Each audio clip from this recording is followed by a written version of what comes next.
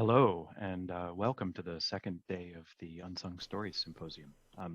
I'm Seth Clewett. I'm the Assistant Director for the Computer Music Center and the Sound Art program at Columbia, and lecturer in Computer Music and Sound Studies in the Department of Music.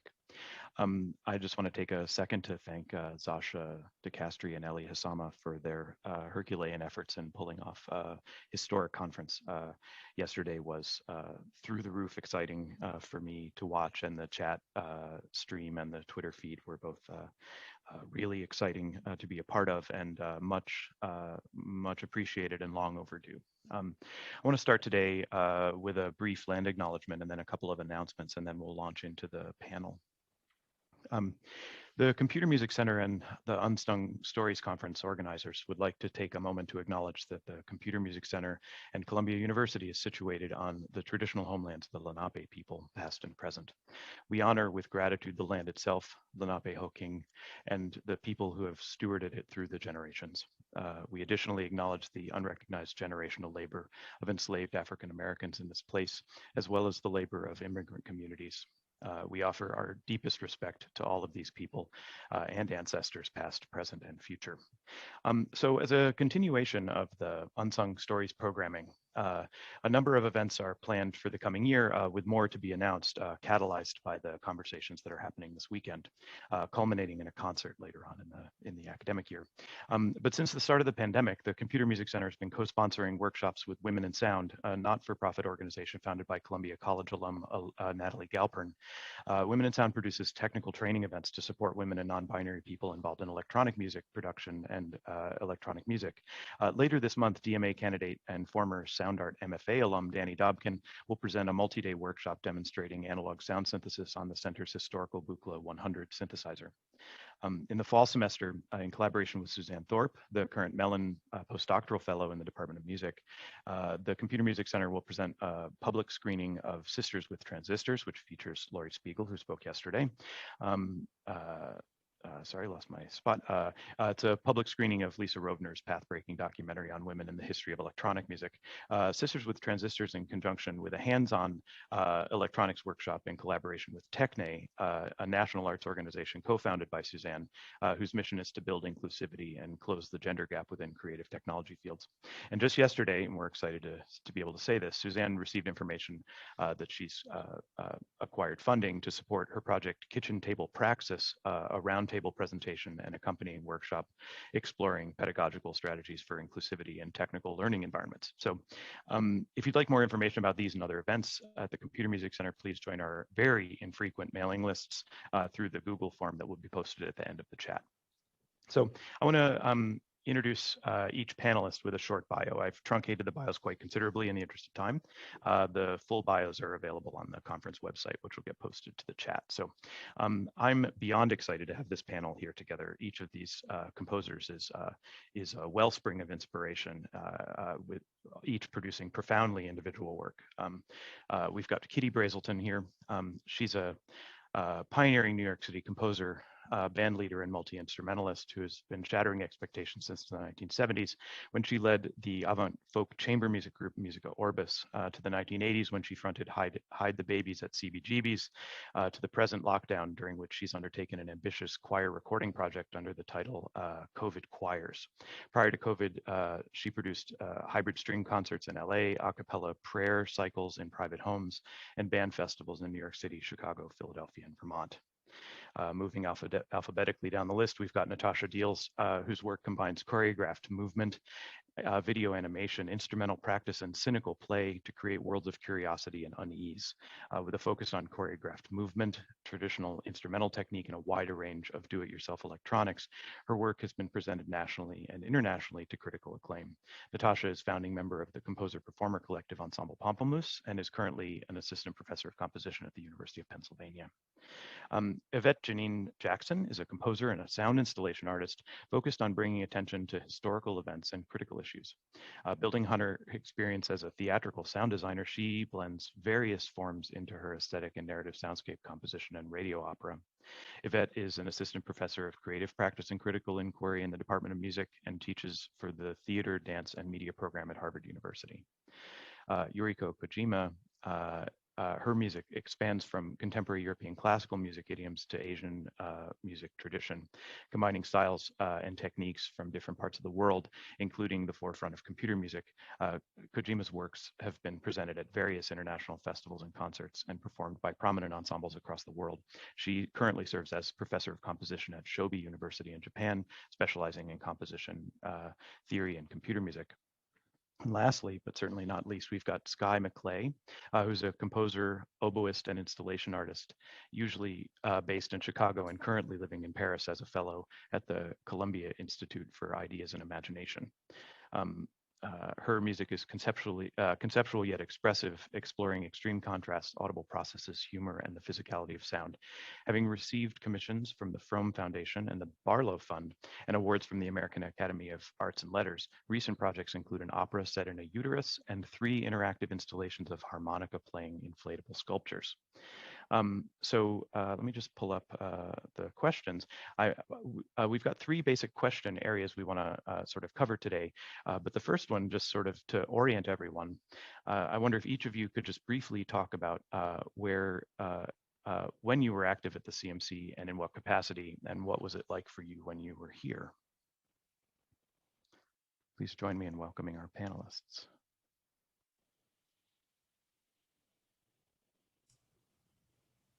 Should I start? Sure, go ahead.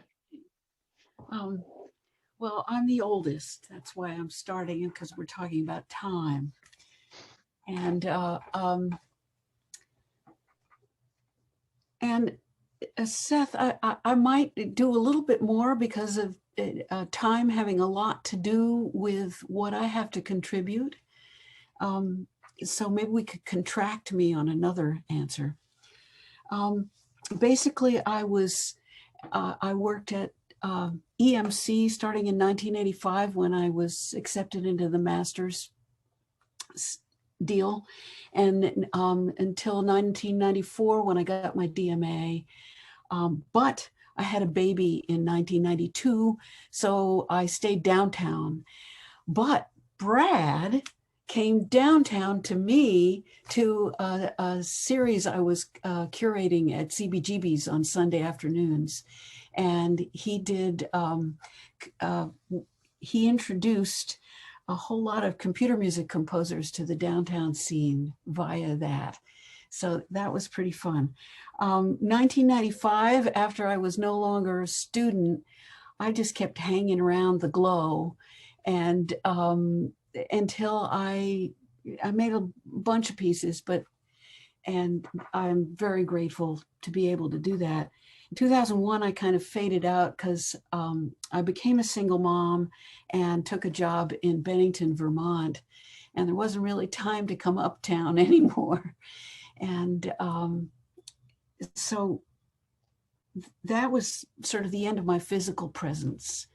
But I wanted to, in terms of time, I really wanted to talk about, sort of address the implicit question about women, being a woman in music, and how EMC and CMC played a part in that.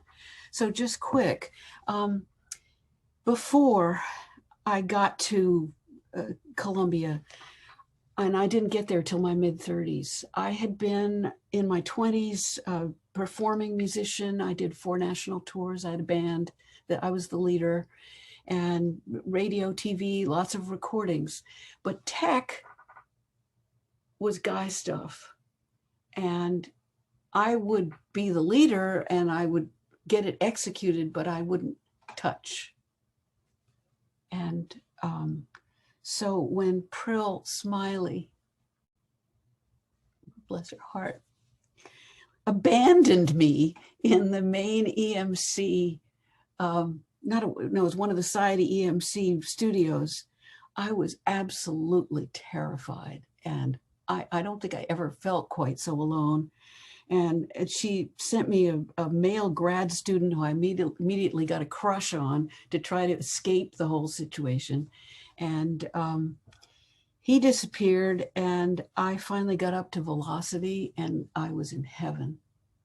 So just right off the bat, EMC and then CMC later in another way meant equality and liberation. And Dodge, another story, but I have nothing but gratitude. And I just wanted to say that. I also wanted to give a shout out to this conference and to Zasha and Brad and Kai, is it? I think that's the way you say it. Cindy and Kay. Okay. And Ellie and you, Seth, and He-Man. I love that. Yesterday, sorry, Heyman Center. And I know there's a bunch of other people because this has been a wonderfully organized event despite Zoom. In particular, I have not experienced gender getting in my way until I became an older woman. And I wanted to say that yesterday's panel addressed the power of the past with full respect. And there was no age shaming at all. There was no diminishing. Women composers, I noticed when I was not an older woman, disappear very easily. And I just thought it was a real stake to the good that what happened yesterday, and I was really proud. And I just wanted to say one last thing, just a sting. Watch out for, I met Alida Vasquez, and she had already started to fade out. And I remember her smile, but I remember her being peripheral, feeling peripheral. And what happens as women age, the self-esteem gets eroded. And I just wanted to beg you all to be in support. And we're in a fashion business despite academia. And are we supporting gonads or music? I'm going for it here, excuse me. I want everyone just to keep aware and be in support. I don't need any help, obviously. I can say whatever I want to say, but there's a lot of women who fade. And childbearing or human art, which is it? Okay. Thank you, Kitty. I think we'll move on to Yuriko, if that's okay. You're muted, Yuriko.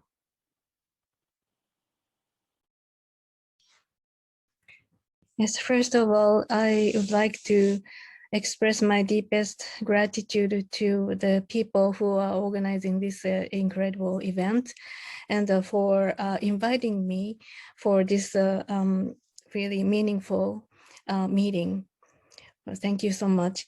And I'd like to talk about a little bit about my story while I was studying at the CMC. I started my studies of graduate studies in 1994. And then right in that school year, I was in the electronic music class taught by Arthur Krieger.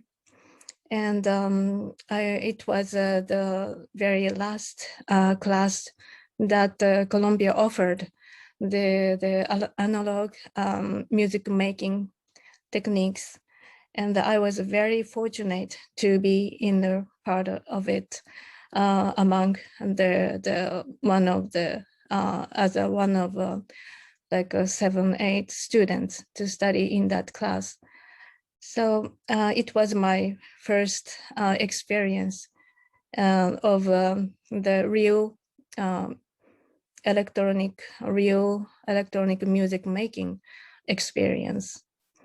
And we met once a week, like for a couple of hours. And then we studied under the direction of Arthur Krieger. He talked about the importance and of the essences of electroacoustic music of early age. So we started from the very beginning of the making analog music. Actually, real analog tape music using open reel tape by cut and splicing.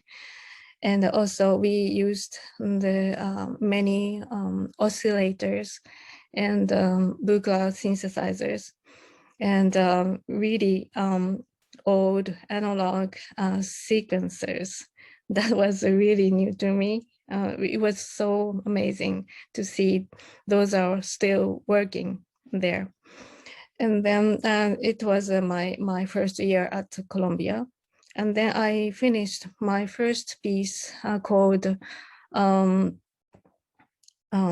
was an impulse using a Buchla synthesizer. And in the whole new world for me, but the sound was so 50s, 60s style analog sound. And then for the in that class, I met another Japanese composer, Akemi Naito, and she was I think she was a visiting scholar or something like that. But she was interested in the making analog, experiencing analog music making, and then she was taking the class with us. And then it was my first time to see her, although she was already established woman composer from Japan. And it was really an special moment for me too. And also we just discovered that Yvette was in that class too. So we just met a couple of days ago. And then just we found out that we were in the same class. It was really amazing. And also the second year, I was in the Brazelton class called computer music class. It was a whole new world for me. It was Brad was teaching CMix on the computer, on the SGI computers.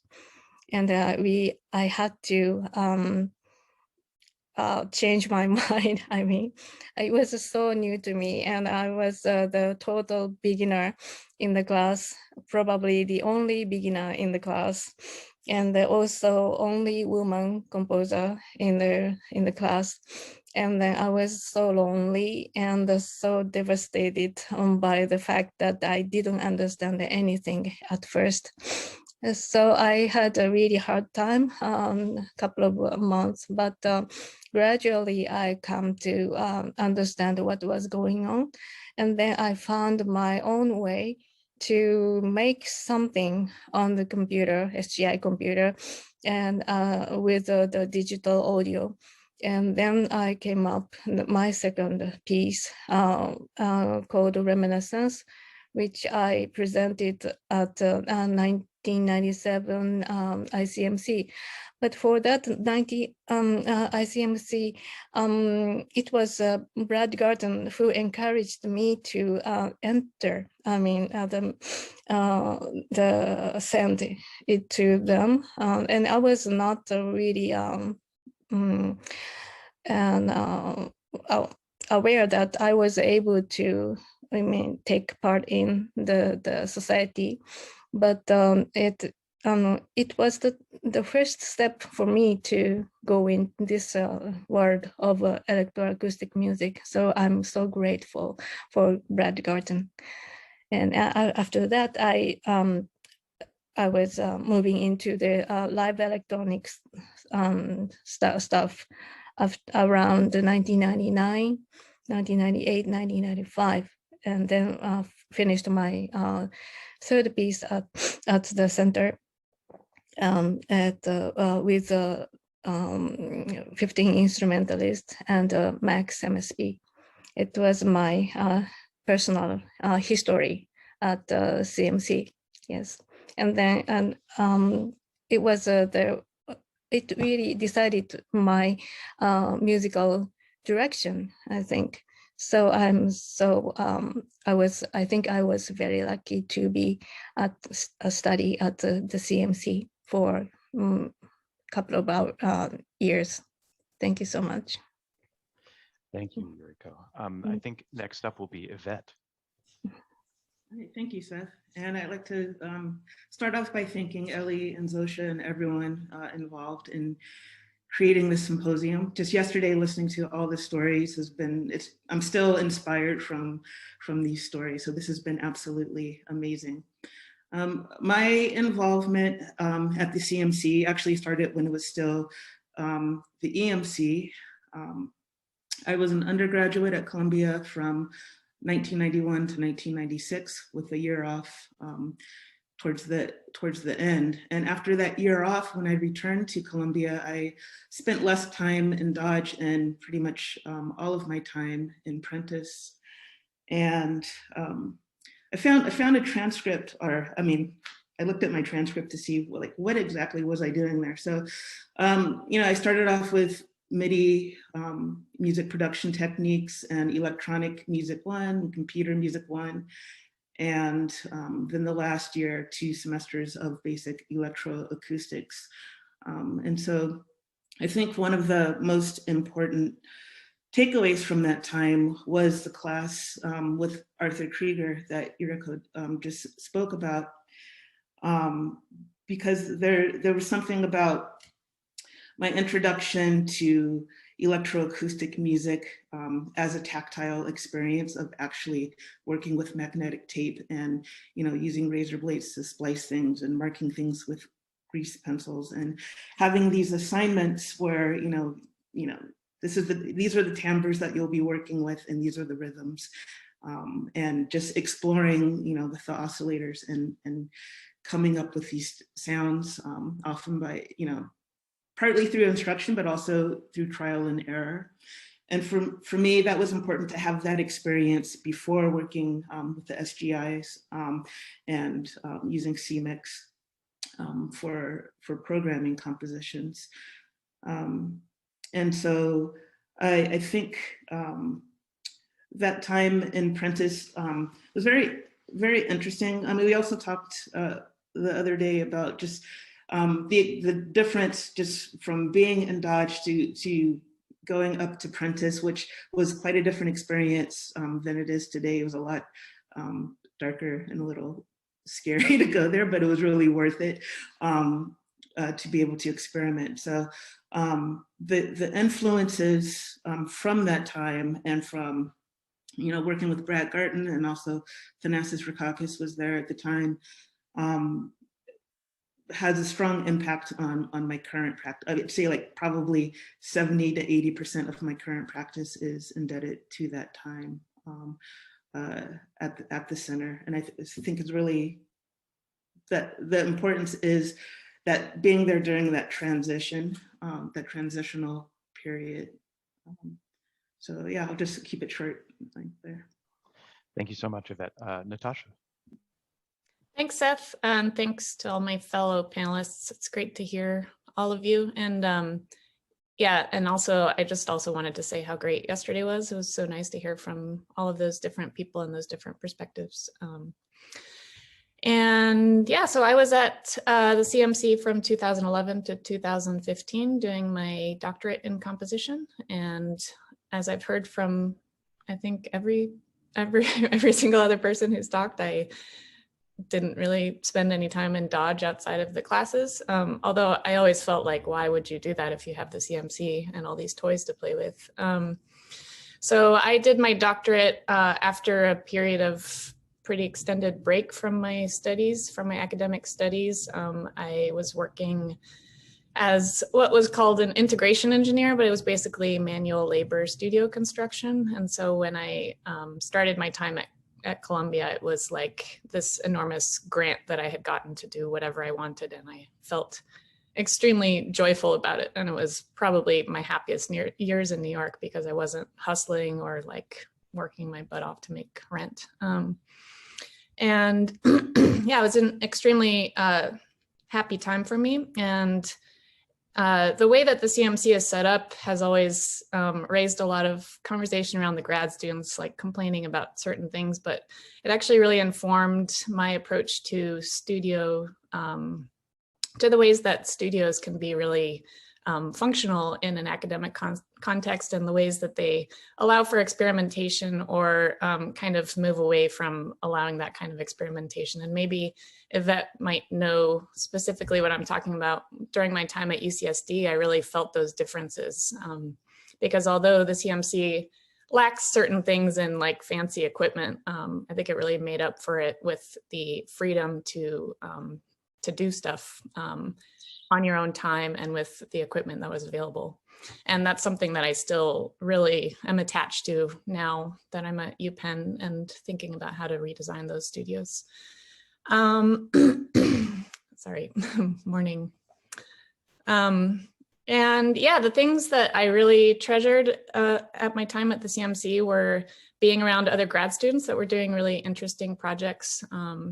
Jeff Snyder and Brian Jacobs and Sam Pluto were my immediate colleagues that we were all in like an office together, and they were all doing different kind of stuff there, and that was very inspiring to me. And also being in the same building as all of the visual arts MFAs was so great, and to get to see all the projects that they were doing. And yeah, that's all. Thanks. Wonderful, thank you. Skye. Hi, everyone. Like other people have said, this has been so inspirational so far, and I'm just really happy to be here. I was at the CMC between 2013 and 2017, and I was doing my DMA at Columbia, and then I actually graduated in 2018, but I moved to Chicago during that last year, but I was back visiting a little bit, but mainly 2013 to 2017. And what Natasha just said about feeling so grateful to have that time at the CMC, like it was a big grant and just a time of freedom, really resonated with me, especially because right before I started at Columbia, I moved to New York and I had a job at the NYU College of Dentistry, and I had a very kind of full-time job, and took up so much of my time, and then coming to Columbia just was such a time of freedom and amazing artistic growth. And so during my time there, I took classes, for example, in Max with Brad, and also a really influential class about Arduinos and Python and sort of microcomputers with Douglas Repetto, and mixed music composition with David Adamczyk, and all of those were really impactful classes. And then I TA'd for, and then I taught Intro to Digital Music, which was a really exciting position where I got to teach undergrads from all over the map, and they were just really creative and inspirational. And I know we'll say many more things, so that's enough for me for now. Can I just jump in a second? Yeah, I'm sorry, but I was also there at the same time as Zasha, and I didn't want to exclude her because she's doing such a great job organizing this, and she's such a, pillar of this organization that it's like, oh, of course she was there because she's there now. But anyway, I just wanted to mention. No worries, Natasha. Yeah, no, totally. It's interesting. Just quickly before the question, I'm about to teach Intro to Digital Music for the first time in the summer A section, and I told the panelists earlier that I just looked at my roster before we had our panelist meeting, and there are 24 students in the class, and 23 of them are women. And this is spectacular to me, and also a testament to the way that things have changed over the years. So I want to just shift gears a little bit because each one of the panelists, each one of you were here at different times of transition, right? From analog to MIDI, from non-real-time like not possible real-time audio in computer music to real-time processing and potential for synthesis, to the eventual rise of, I guess what you call in-the-box laptop sound making that didn't require a studio anymore, which, caused a bit of a crisis of conscience for a lot of people who ran studios. So during your time at the CMC, how were you making music? Like, what was the transition from the CPEMC style tape music to code to digital audio workstations like what were the changes in process that happened during that time? And if we could keep the answers a little taut, we'll move on to the last question. We'll have plenty of time for questions at the end. Anyone can go first. I'm happy to hear from any of you. I'll jump in here because this is where I started working with sounds in the way that I continue to work with today. And so, again, it started with, working with analog tape. And so I became really interested in just designing different types of timbres. And then I'm not sure exactly when, but like in terms of like choosing like the types of source material, I started working with like sound bites. I remember I'd get things from like 1010 Wins News, and the types of sounds were based on my experiences from living in New York in that time, and witnessing things like watching brown and Black students or young people getting pulled over for no reason, things like that outside my dorm window. So I started working with things that with sounds that kind of captured what was happening around me. And so after working with tape, I guess it was working with CMix after that. And I guess Yuriko can kind of fill in some of that. I recall there was Max, I think it was probably Max 2. And then for MIDI production, I'm not sure what we were using. We might have been using Digital Performer because I've been using DP since then, and I probably was influenced, if not officially, through coursework by someone in the EMC at that time. Studio Vision Pro. Flash from. Yeah. So yeah, I'm just the SGIs. I remember. Maybe I go the second with the Yvette. Probably the same years that you were there. I was there too. And then we started from those analog stuff, and then move into the digital stuff on SGIs and Next computers. And then after that, we move into the Macintosh Apple computer era with Max MSP. And then we move into the real-time sound processing period at that time, toward the end of the 1990s. And then I was not really interested at that time. I was not very much interested in the MIDI productions, because I used to do it before coming to the US. In Japan, we had a kind of those primitive, elementary, not elementary, but really not user-friendly type of MIDI era. Do you understand? Maybe Seth, you know that, right? Yeah, it was my transition too. Oh yeah, okay. And then I was not very much interested in that because I was more like usual, ordinary composer than electroacoustic music composer. So I was more toward the sound world of ambiguity and those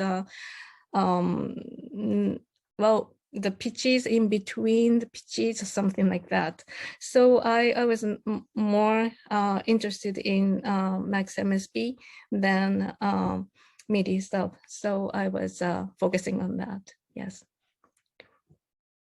Yeah, I wonder if I can have a sort of targeted question towards Natasha and Skye in particular, because when I first arrived at the CMC 3 years ago, I did a bunch of cleaning out of closets, and there were large boxes of things that belonged to both of you still in storage, marked with grease pens, instead like Natasha and Skye, and so it seems to me that those boxes looked like things that were about tinkering and invention a little bit more than like MIDI and CMix. So I wonder if you could fit kind of tinkering and invention into your discussion of what space meant at the CMC versus studios. Yeah, thanks. Yeah, I was actually gonna say exactly that when I got to the CMC, I didn't really change the way that I was already working with music in terms of like, you know, I just worked in a DAW and I used Macs and that kind of stuff. But Sasha reminded me of this class that she and I were in together that was John Kessler and Douglas Repetto's co-taught class, which was probably the funnest class I've ever taken in my entire life, where we just got to like rip things apart, like printers and like equipment, and just like, you know, see how it works. And Sasha ended up making this amazing giant dandelion that I still think about every time I see dandelions. Yeah, and so yeah, even though I had like actually like a lot of experience doing electronics building in my day job, this was the first time that I got to do it in a really experimental way. And yeah, having that kind of space, exactly like you said, like it's really hard in New York to have space to do any kind of construction. And, you know, we had access to these metal shops and these wood shops, which, never mind. Yeah, and that was really fun. And yeah, so just like being able to use those tools and have access to those tools and have a space to do that stuff and be messy and not really have to like, you know, structure everything into a very specific thing, that was really, that really informed my practice, building interfaces later on and stuff like that. That's terrific. Yeah, I was totally thinking that too. And when Seth, you mentioned when suddenly the Computer Music Center doesn't necessarily need a lot of computers because people have their own laptops, then maybe some people had a crisis of identity, like what is this space for? But as Natasha mentioned, just a space is so valuable in New York City, where we don't have much space in our own homes, and they're just a sort of a less structured place where you can put some of your gear and you can spread out and work on a big table is just so important for anything to do with hardware, sculpture, or gear. And that was something that I noticed in my time at the CMC, is that we had a system of checking out gear like microphones and cables and interfaces and speakers that you could take and do gigs out in the city. And I think that's an extremely valuable thing because, you know, most of us didn't have our own collection of gear, and just empowered us to do so much more than we, with the power of the CMC behind us. And for me, I definitely started my practice of installation sculpture building at Columbia, and I was inspired by Douglas's class. And even though what I actually did in Douglas's class with Arduinos never actually really made it into the pieces that I ended up doing, I definitely started thinking about it and started sort of building prototypes as part of my practice. And I asked Douglas for consultation along the way after that. And then the thing that was, so I did my first harmonica-based inflatable installation in my hometown in Minnesota, but then the second one I did in New York City at Judson Memorial Church, and I actually built all the sculptures in this very sort of creepy, dusty space in Prentice that was really big, and it was just so valuable and helpful for me to have that space, because I just couldn't have done the piece if I didn't have that place to work. That's great. Kitty, how was it for you, transition-wise, technology-wise? Oh, God. I'm not sure I can answer that. Oh, I brought this. Oh, look at that. Yeah. And it's just talking about process, store, tails out, 1, 3, rev, drums, quarter speed, 2, chime noise, loop material. 7, a phrase 5 I hate. 8, remnants from phrase 5 I like. Okay. That's Love what Could you put it up to the camera again? yeah, sure. It's I don't know if you can see all the leader in there. So it's just tons of, it's very, not You much. wrote the notes on the leader. I wrote the notes right here, Oh, okay, yeah. so it wouldn't get in the way of the tape recorder. This is the leader, but there's a lot of leader you can see in here. What is leader? Whoa. Ah, here we are. Woohoo! All right. Leader is stuff that doesn't record. That's paper. At least it was paper when I started at the EMC. And then the brown stuff is the magnetic tape. I don't know if, I think it's protected, so I'm not going to unwind it. But yeah, you can see the differences in there. So you put leader in between things to protect them, and also to make chapter markers, sort of like a physical way of making a marker. Yeah, like silence. Yeah. Okay. I guess I've been through maybe, well, there wasn't any way to do any kind of digital when I began. And there's another question for me, which is about making music, but it has to do with audience. And it has to do with music being a time art. And I was really, I mean, I've been listening and I've been getting the answers I want, but I'm very curious about how each of you thinks about how you are a time art. You know, is that there's pre, and then there's making music in the moment. And I see that everybody, each one of you has a different balance of those elements. And I find it really, I'd love to hear you talk more about it and why you've chosen those elements. For me, I was not going to go to college. I was going to go to art school and be a sculptor. And I went to college and suddenly I got bitten by music and I didn't know what to do. And for me, the band, the other people were the sculpture. They became the sculpture. So working with other people in this very live way, including improvisation and all that stuff, was really important to me. And that was kind of like a collision for me working at EMC and CMC. And at first, EMC, because of what Alice was talking about, it's so tactile, it was like sculpture again. And then the rhythm of it was like being a visual artist, that you're spending all this time creating something that is going to be then viewed in stasis, not in an interactive event kind of way, not necessarily. So we got into this discussion about concertization, and Brad and I have sort of been having this conversation, I think, for 30 years, maybe. And it's a question I have for everybody, because it fascinates me the way Brad was already using email in the early 90s to concertize, really. But it was one concert at a time, one person at a time. That's just fascinating to me. I'm still real event-based, and I'm just, all of the technology to me, Seth, is all about getting to that place where I get to have the reveal.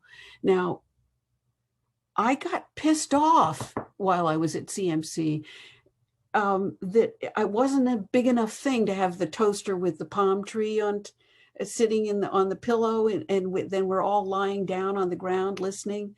This is one of the things that Brad did. We went to Merce Cunningham's studio and had this gorgeous concert, but it could have happened asynchronously or something. I'm using that horrible word that I can't stand. But I wanted to see, is there some perfect way to hear and to experience? Like, I was trying to think of like this purely visual bingo game that you would listen to computer music while you were doing the bingo game. I don't know. I don't have the answers at all. But I know that I had this big reaction, and this is the last bit of my answer. Anti-tech. I'd been going through speakers as a rock musician all my life, and I started feeling like I was being pressed through a toothpaste tube. I want to just be purely acoustic. And so I'm surprised I was invited to be here, but the pandemic had other thoughts. And I have been returned to electronic music by the pandemic, and I'm enjoying sculpting again. And I don't know. I just gave you a big blob of confusion. I have a lot of questions. I love the idea of shifting gears and having everyone answer your question, but I can't go past something that you said, which is, yesterday Judy Klein mentioned the Woof Group, and I was like, what? That's crazy. I love that. I want to know more. You just mentioned a toaster on a pillow with a palm tree, and you went right past it like we all knew what that was. And I would love for you to just. You. Hey, Brad. If Brad was trying to provide a visual, I don't know whether he's there, so I'll just tell you. He had a toaster. He had grafted a plastic palm tree on top of the toaster, and we all centered around the toaster, which was usually put on a stool, and then we listened. We lay down and listened. That was a Woof concert. Yeah. That's amazing. Woof was what he used to rebuild all the time. He had to rebuild the driver every week. Okay, so for everybody else, I'm curious, what's this relationship between sort of real time and preparatory pre-compositional work and like your work? Where do those things sort of intersect for you and your practice? I'll jump in here. First of all, before I get to that, I just wanted to say, I mean, one word that I've heard almost everyone, including yesterday, mention about their experience in the CMC is either liberation or freedom. And it was just, you know, as I said, you know, I spent my first few years as an undergraduate in Dodge with all of these rules of how one composes. And so then to transition into the EMC/CMC was this really amazing, because I learned to listen in a different way.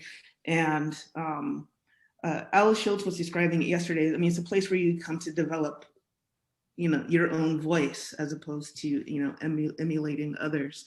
And so, you know, I thought that was very significant in terms of, you know, the balance between real-time pre-recorded. It's something that I'm still working with in my own music.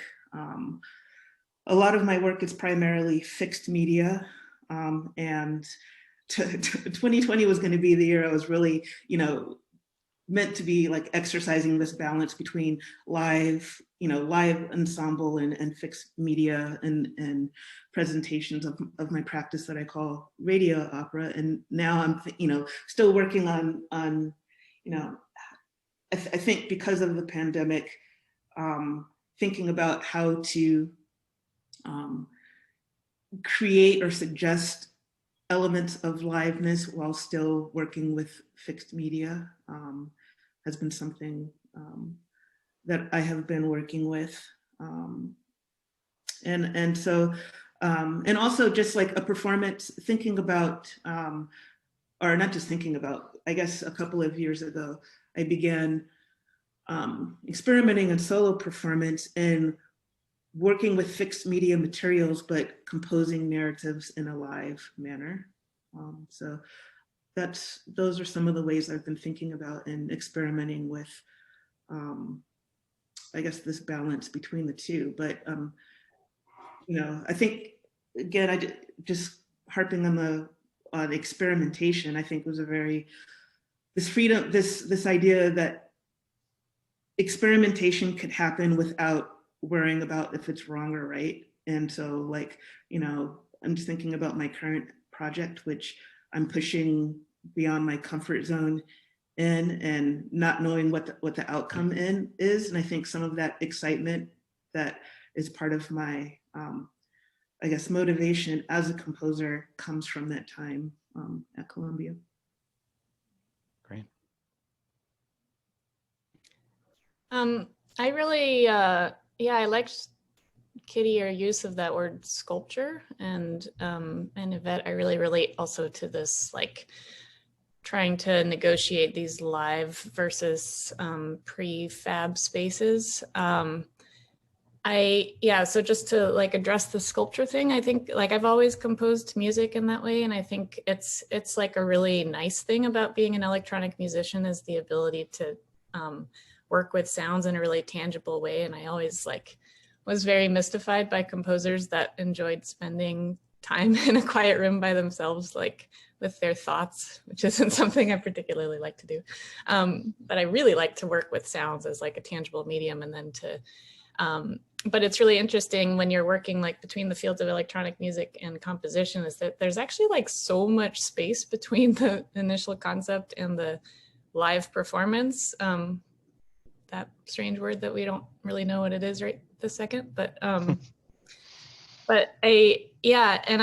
really like, my practice has kind of developed so that there's intermediaries along the way, so that there's not just this big vacuum between those two things. And I think that one of the reasons, kind of this attraction to sculpture, as Kitty said, is kind of why I've moved into video and have like this really strong attraction to video, is because it can act as this intermediary in the same way that like pop musicians have always done. They have this music video as kind of the precursor to the live performance, well, music video and recording as kind of a precursor to the live performance, so that there's these two versions of the piece that can exist simultaneously. And I was gonna say something else about what Yvette said, but kind of forgot. So anyway.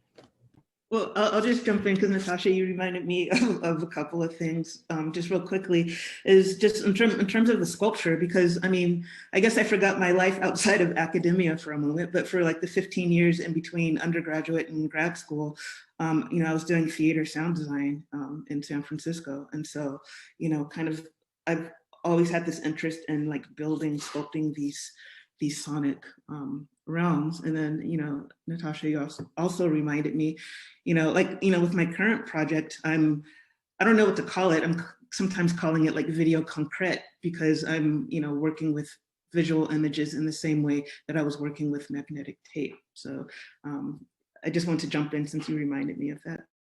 And you reminded me what I was going to say, which was about live performance, and also what Kitty said about speaker music. So about live performance, yeah, it's really interesting to kind of like, a number of us have backgrounds as performers, and I think, you know, you kind of have to, well, my performance practice has kind of dwindled over the years, just because of, you know, priorities in life and time and stuff like that.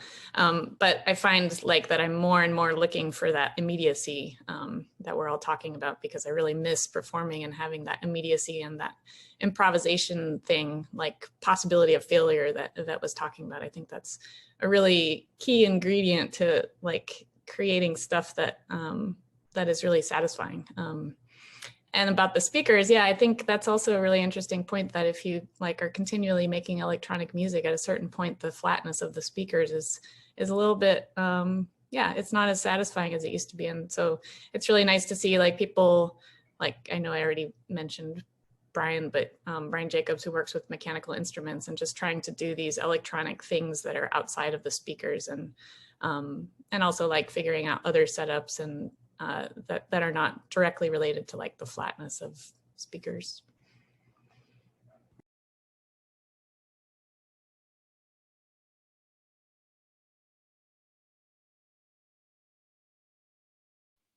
Anyone else have anything on this topic before we move on? Okay. So I think I had a question prepared. You know what? I'm just going to go for it. And then if we have time for my fourth question, we'll ask it. So I guess I'm curious, do you feel like you had sort of breakthroughs in your process or your practice while you were working at the CMC, kind of like aha or uh-oh moments that sort of you've carried with you into your current practice or current employment or whatever? And sort of, did you feel like you faced any challenges, or were there frictions that were either productive or destructive while you were working at the Computer Music Center?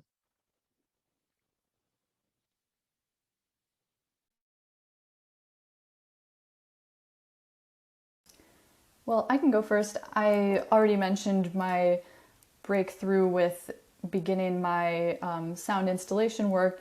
And then I also think of a piece that I wrote in for my final project for David's mixed music composition class, which is for violin and electronics, called Lucina Levlin Lovely Lavora. And this was, I think, my first piece that was live digital signal processing in real time. And I just combined a lot of things that I'd been working on and thinking about. Like, I combined process-oriented composition and personal narrative and sort of a political critique, and made it into this sort of intense sonic experience. And I have been, working with a lot of similar concepts since then, though I haven't done that much music with live electronics, but I do, have those skills now, and probably plan to do more in the future when the time is right. And I think that at the CMC, I just gained a lot of skills that broadened my ability to be a DIY sort of artist, and when I have a conceptual idea, I know that I can figure out how to make it happen, like Natasha was mentioning video. And I recently made a piece called Maps of Friendship, which has an animated video. And before I had the idea for that piece, I didn't really have any skills in animation, but I just, because of my experience at the CMC, I thought, well, if I can envision it, I can figure out the technology to make it happen. And so that's what I do now. That's great.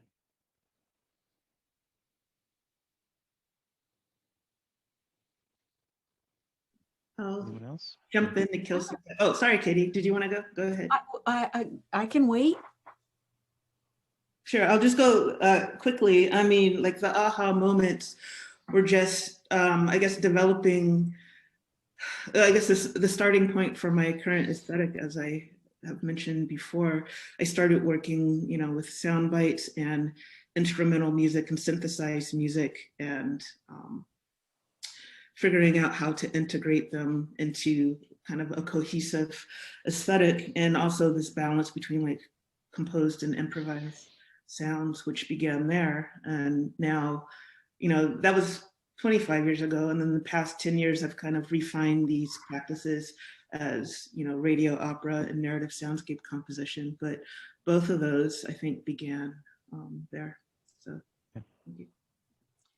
I have an aha, like lots and lots and lots of A's, 'cause it goes over years. About narrative and emotions. And some of the aha was yesterday, listening to the presentation that Bob Gluck hosted.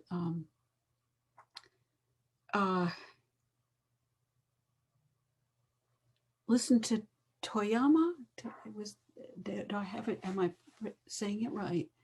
And Alida's work, both of them had a more emotional expression than I was used to hearing, deliberately targeted emotional expression than I was used to hearing from that era of EMC work. And then listening to Prill talk about working with actors and what the sounds were doing to the actors in real time. I found just revelatory. I think that sometimes I don't know what's happening. I'm changing and I don't know it until like years later. But I think one of the things that happened for me at EMC and CMC is that I was allowed to be narrative. And I went to undergrad in the early 70s at Swarthmore, and everybody was from Princeton who was teaching us, and the dogma about was just way more severe than any of us can even imagine. They were talking about Webern yesterday, but it was Schoenberg is God. I don't know. It was definitely total serialism time. And I thought it was fun.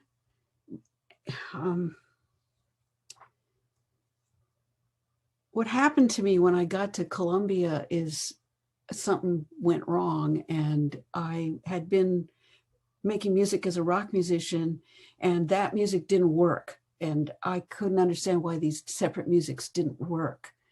And, but writing at Dodge serially was like crossword puzzles. And I just decided it wasn't challenging enough. I wasn't using most of me. I wasn't questioning. I wasn't doing the hard work.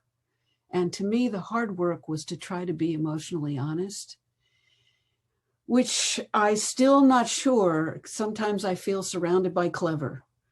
And I'm like, fuck you. That's not where we're going. I hope I don't get in trouble there. But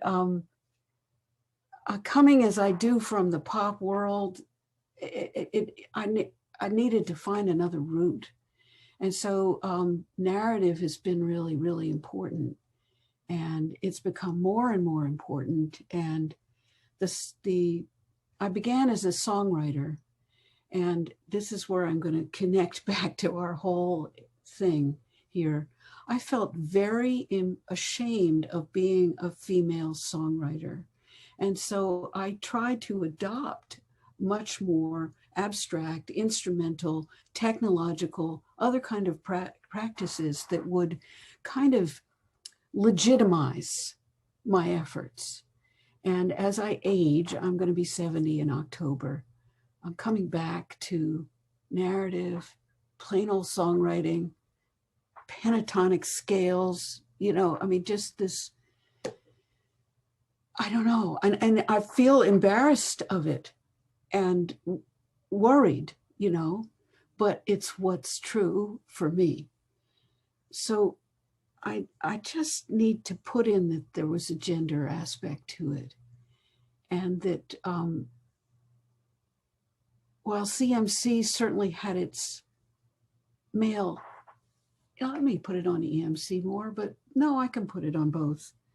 We can go very male. We can go with that Michael's wonderful expose of the Rockefeller money. And that was great. And what I saw was this monolith of academia rising up and destroying American art music. And it's like, let's hide behind our money and not deal with audiences. And I'm just like, wow, thank you. I don't know. To me, narrative is a way to connect back to more vaster audiences than just the refined,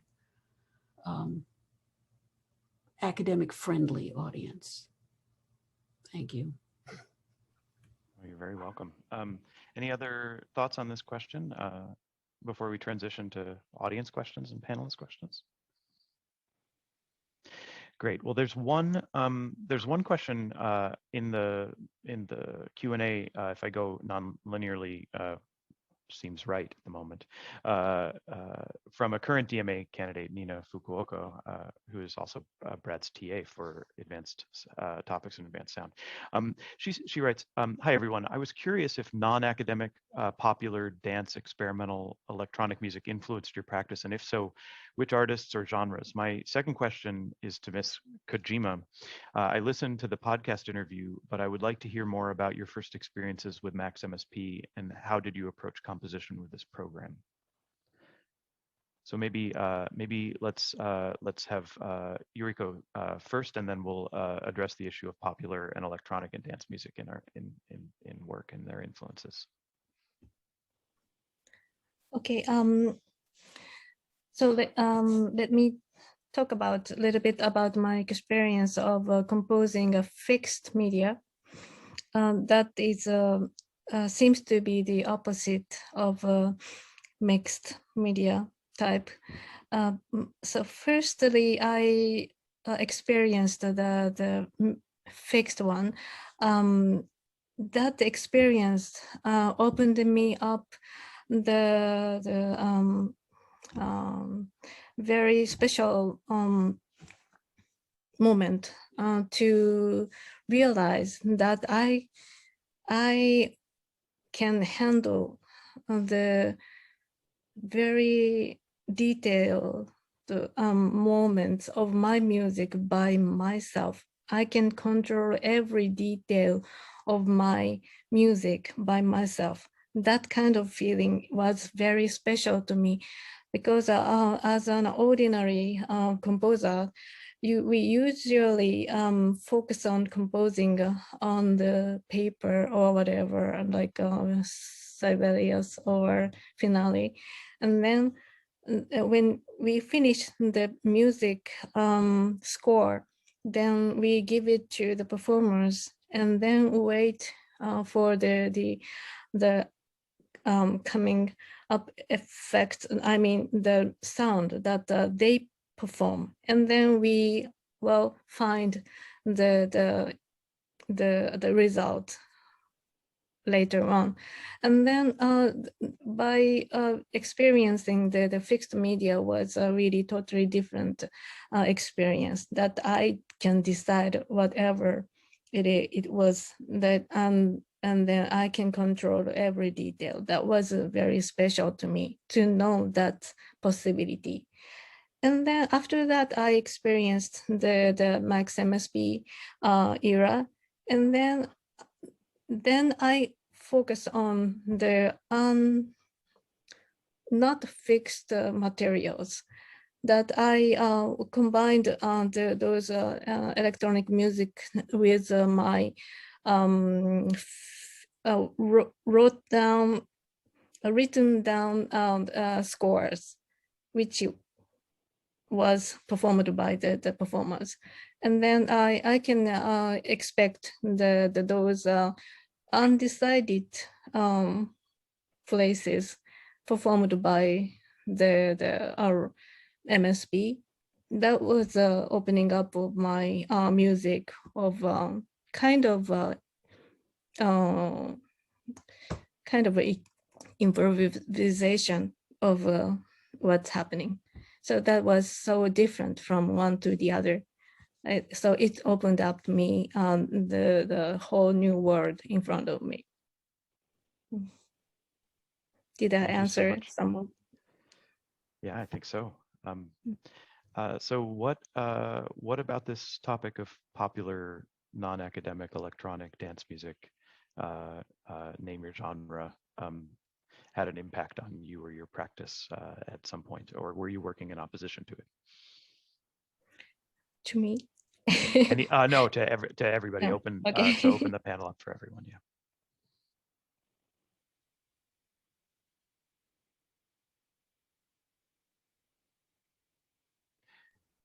Sure. Yeah, I did.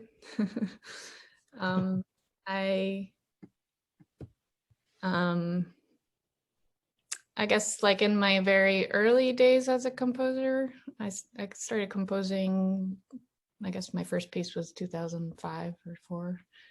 I was really into drum and bass. And I continued to listen to various kinds of electronic music. I'm on a big Matmos kick right now. There's this other band that I was trying to think of while Yuriko was talking, but it's too early for me to figure it out. But yeah, I'm influenced by all that stuff. I really appreciate the production on a lot of those tracks, and I take a lot of inspiration from that. And also I listen to a lot of pop music also.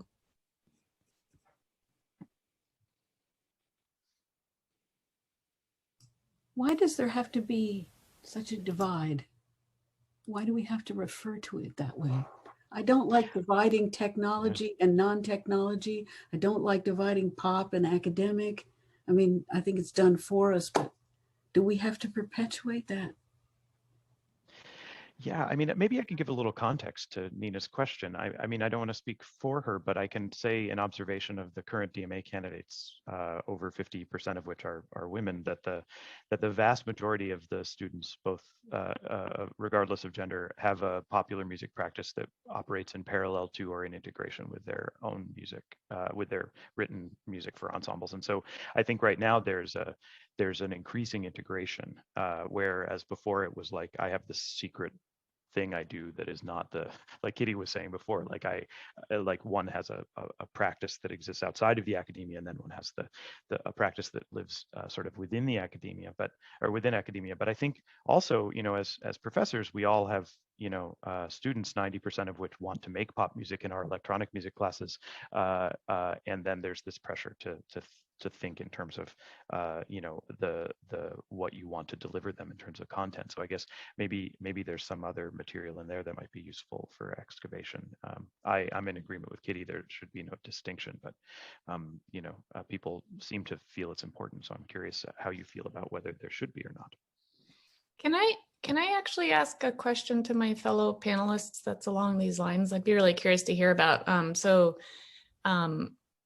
And Kitty, I know that you especially will, I mean, I think everybody will have a lot to say, but I know specifically through the grapevine that you talk a lot about this. So yeah, I mean, so in teaching electronic music or music theory or whatever, there's, as Seth mentioned, there's like this push towards including a lot of pop music examples, and in electronic music, a lot of my students want to make beats, and that's cool. Like I want to encourage that. But something that I've been kind of thinking a lot about this year is how to continue to incorporate, like classical instruments and like instrumental music that is, not really in vogue right now, but I think it's still like valuable to include that stuff within our curriculum. And, just kind of, I'm curious how you guys deal with that balance within your own teaching.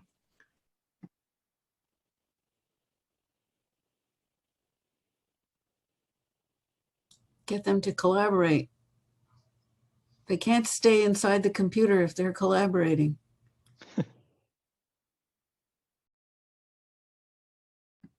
But do you... Hey. No, sorry, go ahead, Skye. Skye was going to say something.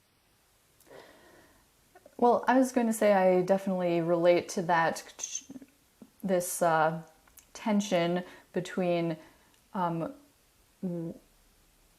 just all the possible things we could include in our classes, and maybe the students should definitely be free to, for example, for a composition, let's say a sort of group intro to composition class, I would definitely encourage them to compose whatever sort of genre of music they want, but be it a singer-songwriter sort of piece or a beats-driven dance music. Yet, if our final project is, okay, we're having a clarinetist, flutist, and cellist come perform our pieces for the concert, then that maybe the problem is the final project doesn't gel with like what some of their goals are. But on the other hand, could they create music that is meaningful to their own artistic project that does fit in with the paradigm of instrumental composition? So I guess I don't have a clear answer here, but I'm just agreeing with you, Natasha, that that it's a challenge just because there is so much and we're trying to broaden our classes, but sometimes broadening them can sort of lose focus of the class.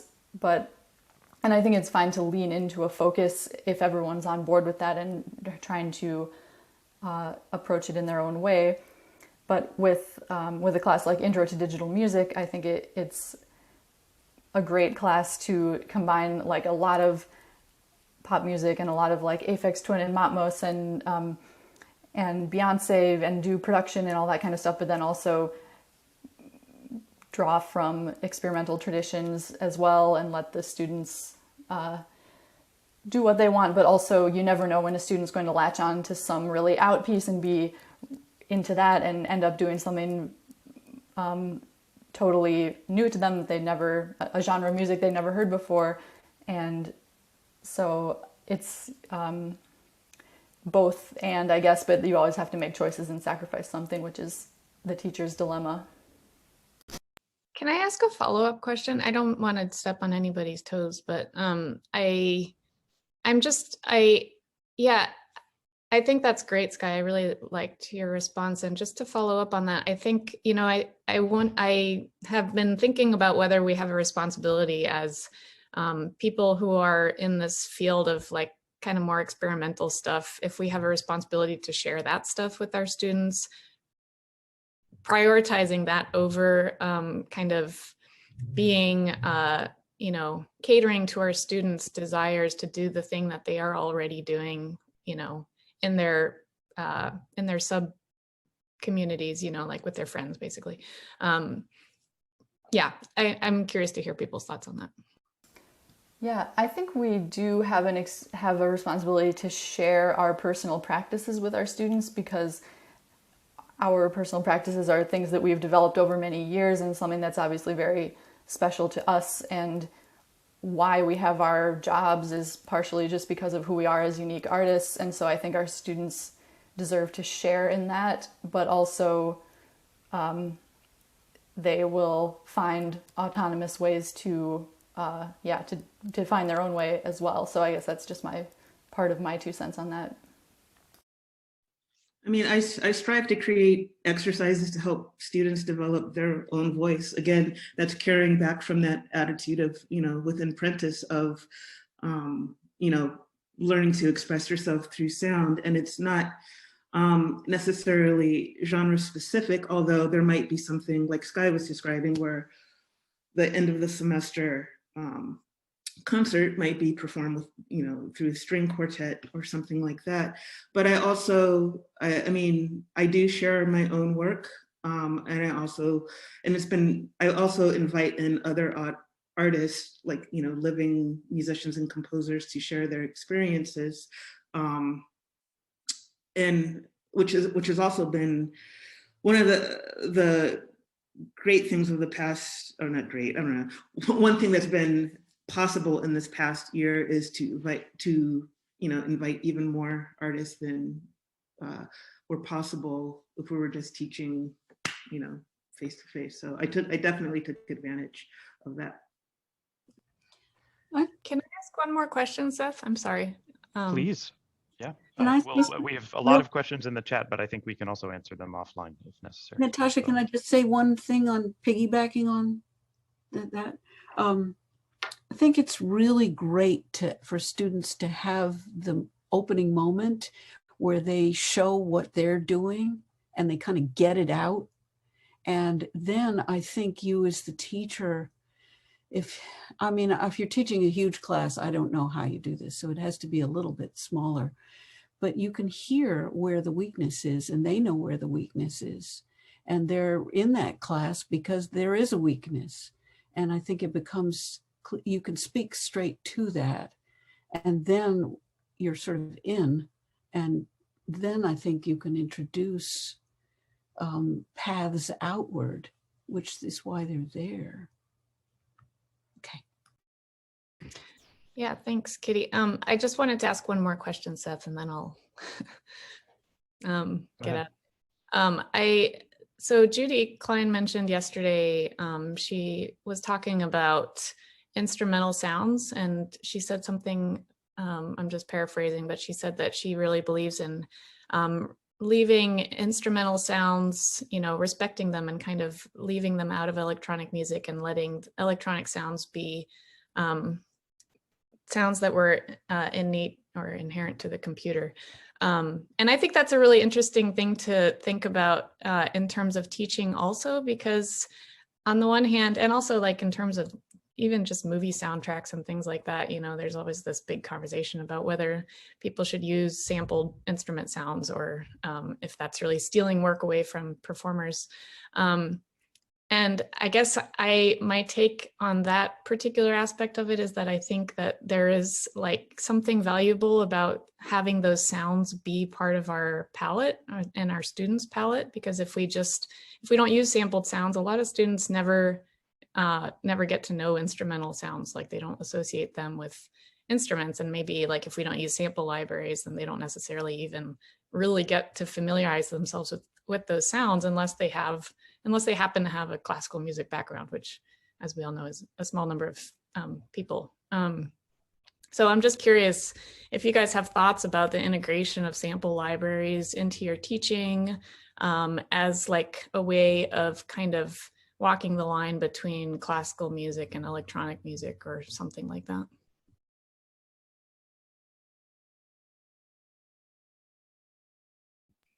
Yes, I usually start teaching with real sound of instrumental, whatever, instrumental acoustic music, because acoustic instruments have lots of difficulty to produce real beautiful sound or whatever.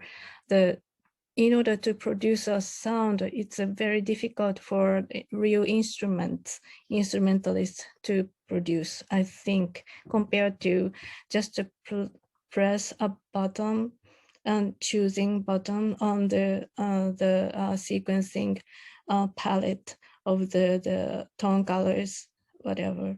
So I want to have them experience to realize the reality of the sound world of instrumental sound, how they can be produced first, and then see the and they can enjoy the combining and move one to the other to focus on their own compositions, whatever they use. I think combining both. So that's my way to, yes. I think that that looking for a rubric is really a natural reaction to the overwhelming broad powers of electronic music. I mean, it's overwhelming. So how do you limit it? How do you create a structure that sort of protects your brain? And I heard Judy say that, and I thought it was really interesting.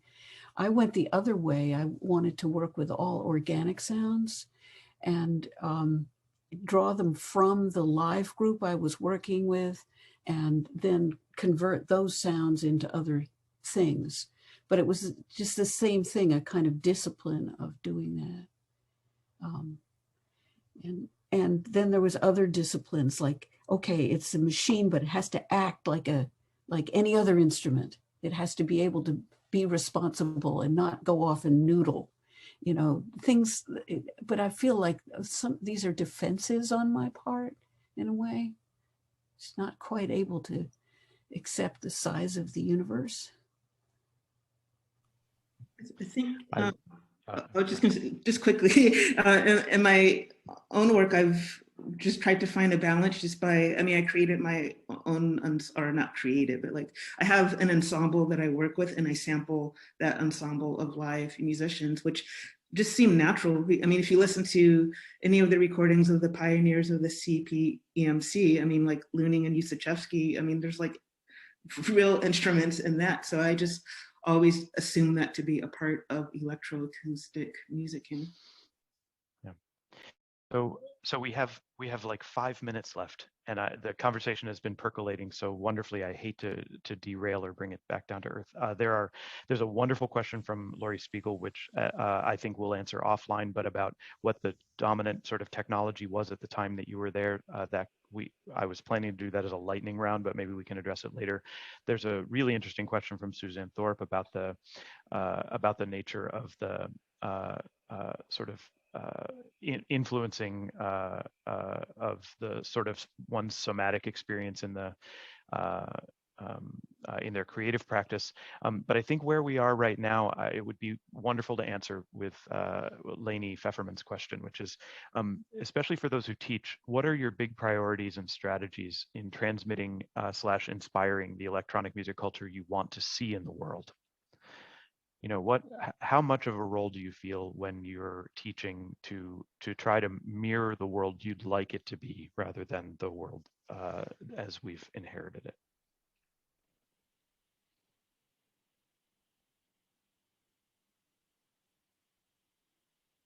If at all.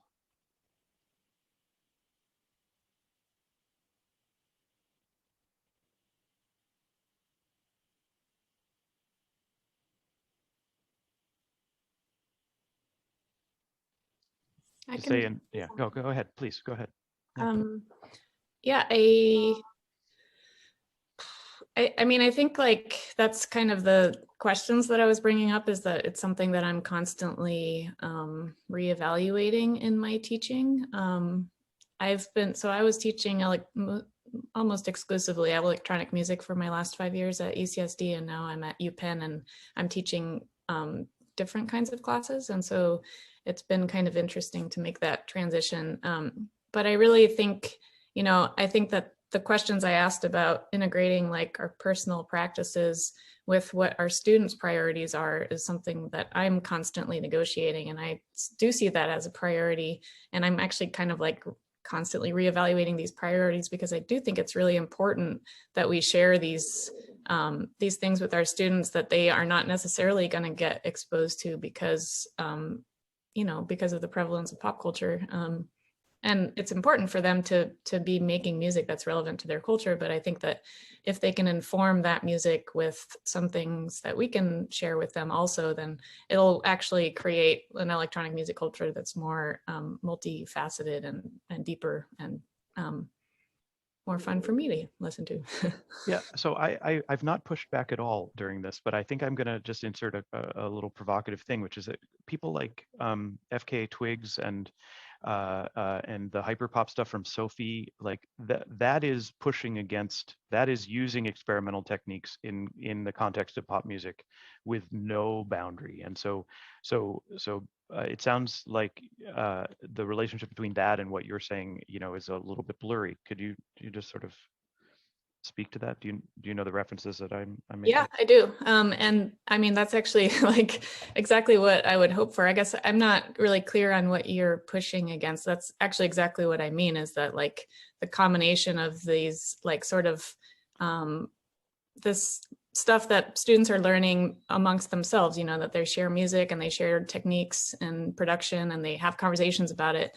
And then this, like the more experimental stuff that we're sharing with them, like that's exactly what I'm talking about, is that confluence creates, yeah, exactly like FK Twigs and Sophie. That's exactly what I mean.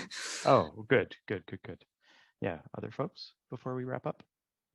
I just like to say that about the question is that it kind of assumes a little bit of a top-down stance from the teacher to the students.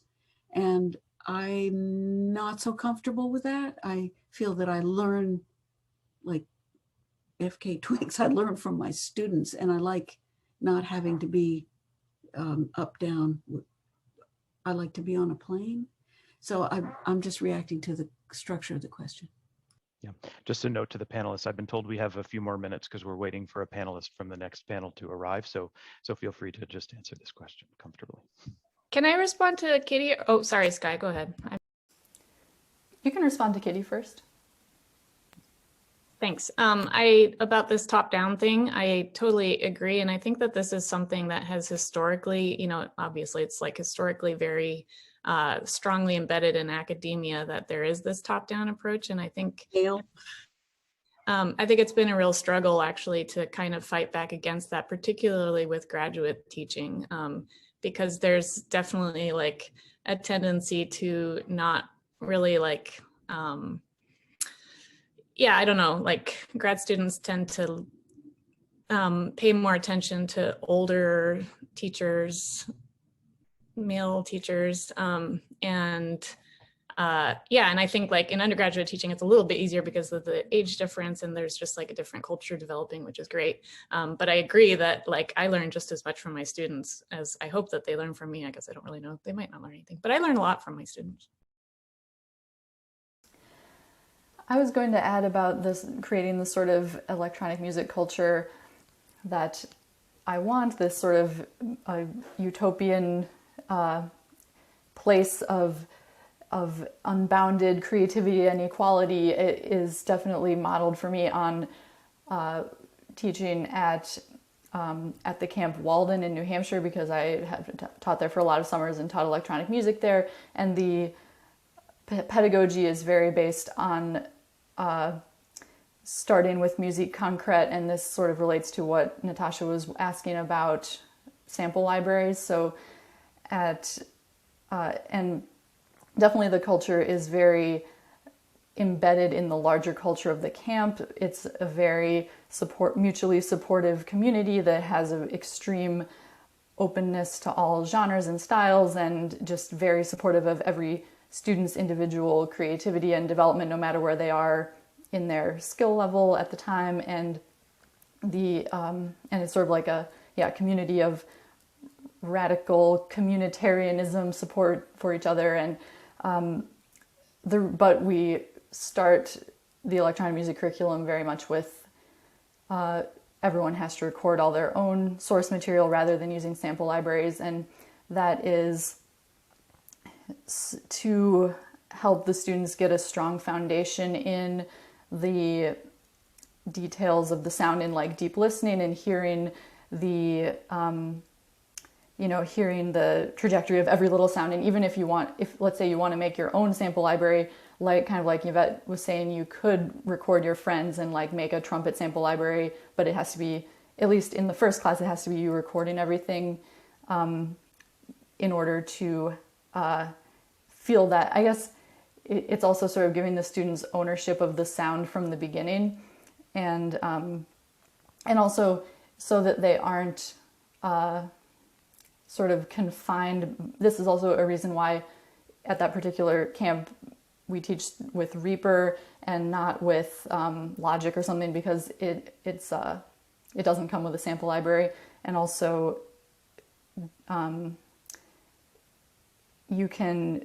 it doesn't necessarily push the students to creating beat-based music, though it allows them to create beat-based music. And so I think just creating an environment of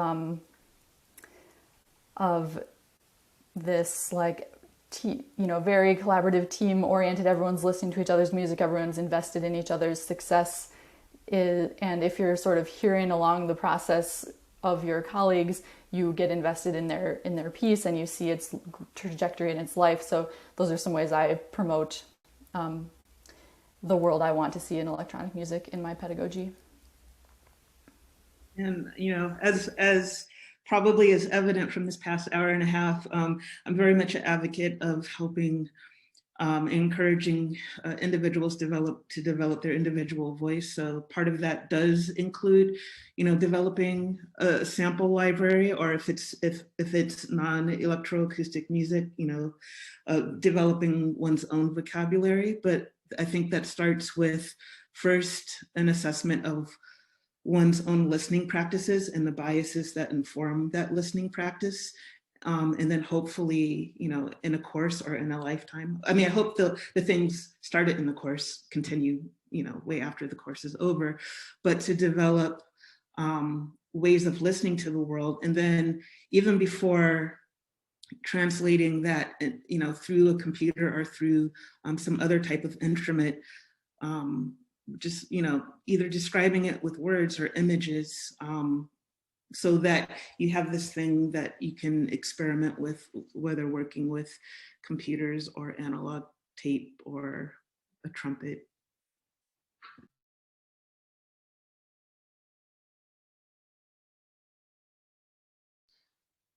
Love it.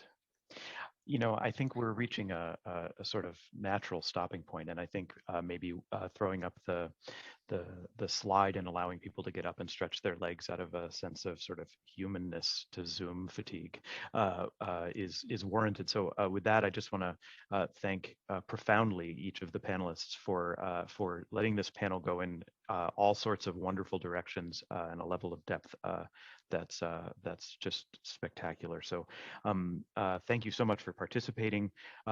Hold tight. The next panel, which is a panel moderated by Ellie Hassama on the Daughters of Harlem project, will be with you shortly. And in the meantime, we'll post a link to sign up for events and announcements about future things at the CMC and Unsung Stories in the chat window. So thanks, everybody, and we'll see you soon.